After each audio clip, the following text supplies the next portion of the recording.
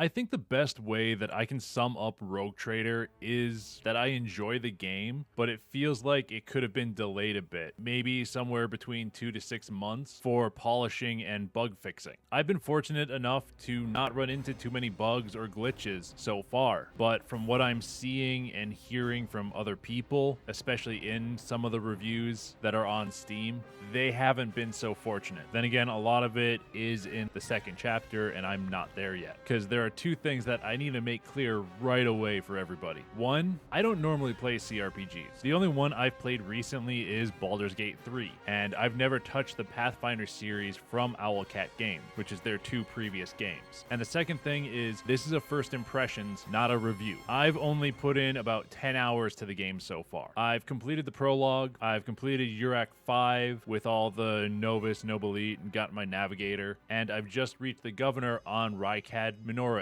That's as far as I've gotten right now. And these are just my opinions on the game and what I've played so far. But before I give you those opinions, let's talk about what Warhammer 40k Rogue Trader is. The way that I've described Rogue Trader is it's a combination of Baldur's Gate 3 outside of combat, if every area was broken up into more bite-sized chunks with, I think, a good amount more loading screens, and XCOM inside of combat. It's a traditional cRPG with an emphasis on story and dialogue and a lot of reading, while its combat is based more on the strategy of an XCOM mission. Let's break down Rogue Trader into three specific categories: character customization, combat, and story, because I think those are the three main aspects of the game. And customization, I'm saying the stuff at the beginning, but also as you're leveling up characters throughout the game. And I think Rogue Trader has a good amount of customization, especially in the beginning with your main character, the Rogue Trader. Is it as in-depth as things like Starfield, Elder Scrolls, or Baldur's Gate 3? No, because customizing your appearance is mainly through the use of presets, and you don't have sliders to change like your jawline or like how close your brows are, or your eyes are together, things like that. That's not there. It's just preset stuff. Then again, I also think you're not seeing your character all that much within the game, or at least not with that high res of a model that it matters. And like I said before, talking about customization, I want to talk about kind of the level up system. When it comes to the character customization during the game, you know, the leveling systems, the archetype, characteristic, abilities, common talent system, stuff like that, I like the customization they have, but I also feel like it's too open with what you can choose. I feel like in a game like Rogue Trader, characters should feel like specialists. The Sister of Battle should be really good with a flamer. The Space Wolf should be really good with a Thunderhammer. The Naval Commander should be really good at dueling against a single opponent with his chainsword. Something to that effect. When you have like 10 characters, I feel like the choice should be important with who you take along on missions. Or if everyone comes along, then they should have a specific role and talents that they really stand out in. But with everyone being able to pick up whatever common talents they want, it feels like you can just all pick up the same talents on the characters and call it good. And it don't feel really customized, or like they're going in slightly different direction. It feels like they're all just going down the same path. And the amount of common talent points you get feels a tad excessive. Okay, Editor Sandman here. I had to cut some of the video about this because I noticed something when editing, that I'm an idiot and did not read well enough. You know, I do that sometimes. We all have our own moments of stupidity. Mine was not reading the difference between common talent and talent. That's why I thought stuff was excessive for getting common talents, because I thought talents and common talents were the same thing initially when I was playing the game. Now looking back, yeah, I was just dumb and didn't read well enough, because you have talents which are for your specific class, and then you have common talents which are for everyone. And I would still like the common talents to be just a little more exclusive per character to make them stand out, but it isn't as bad as I thought it was initially. Also, if we're talking quality of life stuff, it would be nice to have a categories or a search function in the common talents level up screen, since it is just a giant list of talents that you have to scroll through to figure out which one you want, and there's no form of sorting mechanism at all. It's just a thought. It's just my own little like kind of gripe with how they do the common stuff, but that's just me.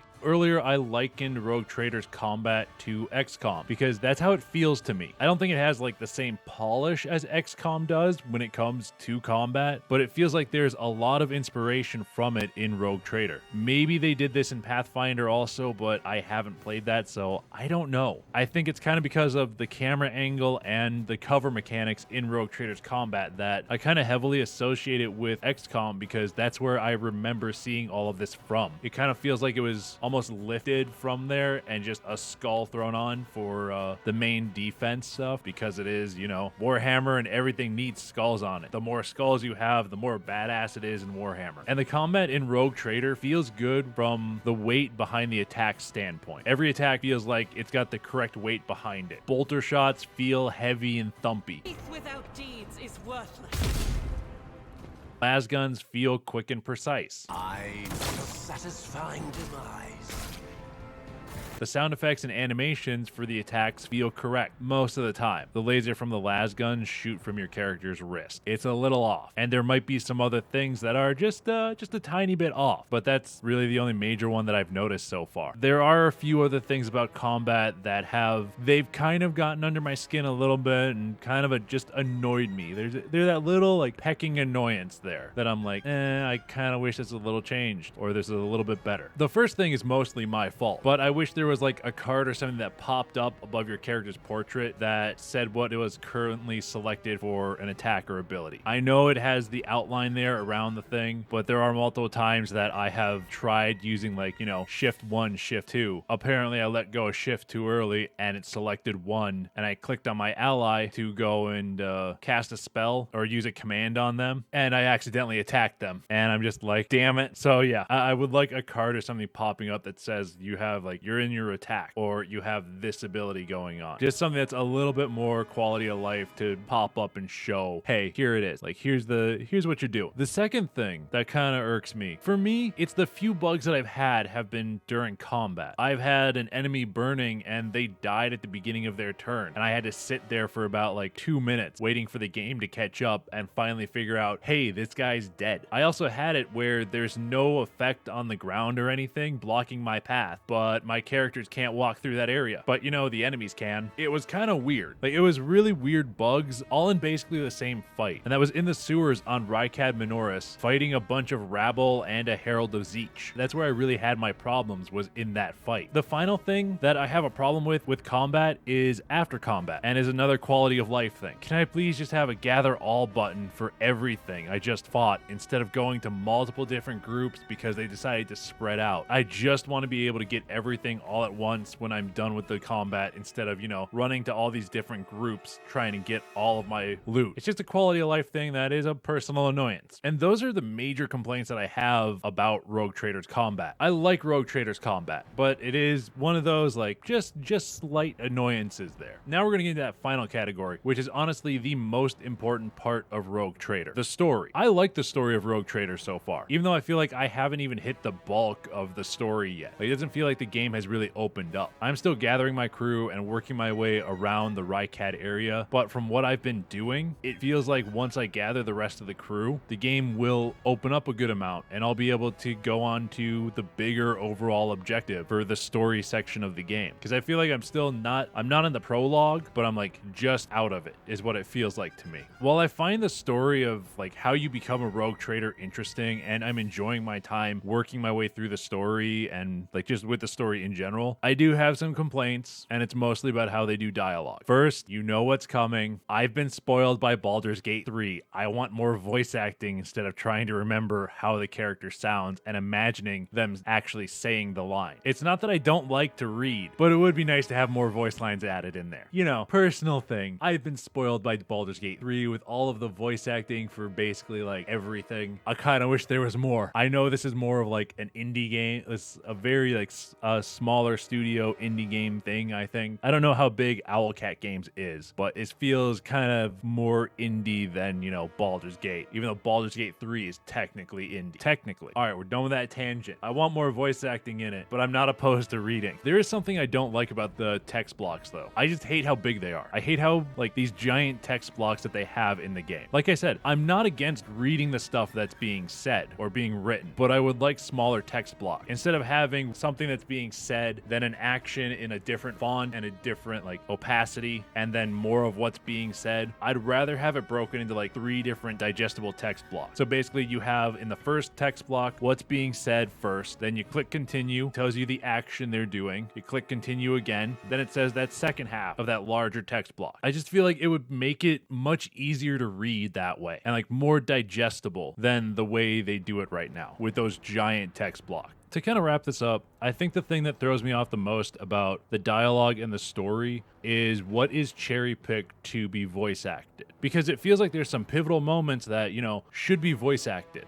Like meeting the mayor on Rykad Minoris, or, you know, the officers meeting where you're meeting all of your new officers as the new rogue trader. That feels like it should be like a pivotal moment, something that should be voice acted. Like there should be voice acting there, but there isn't. It feels weird sometimes, like what they choose to voice act and what not. I feel like this game could have been better if they went with maybe, you know, a chapter release system. So you focus on, you know, chapter 1, get that all done, have it fully voice acted, or have like the important moments fully voice acted, and then go from there with releasing it and then working on chapter 2 and releasing it. Like, I know a lot of people might be against this, but I feel like maybe this would have benefited from kind of not a like live service model, but like, you know, kind of a live building game. Like, I'm going to compare it again, like Baldur's Gate 3 did, where they went into early access and they released, you know, Act 1, then worked on all the classes. Then I think they released Act 2 or part of Act 2, and then Act 3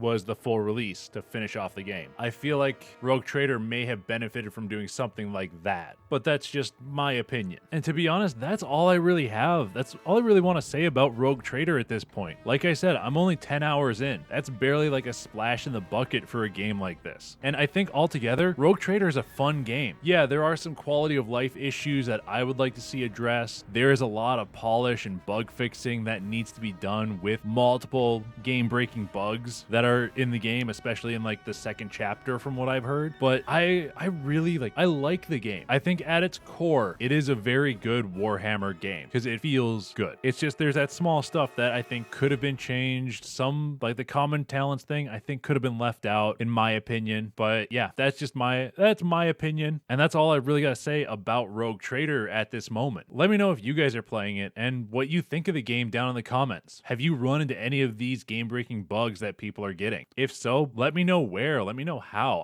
I'm curious, like what happened. But other than that, please hit that like button if you did like the video, subscribe for more, and have a royal day. Oh, also, I am getting into actual like, you know, painting Warhammer stuff over on my other channel. Link in the description. Yes, I'm cross-promoting over to there.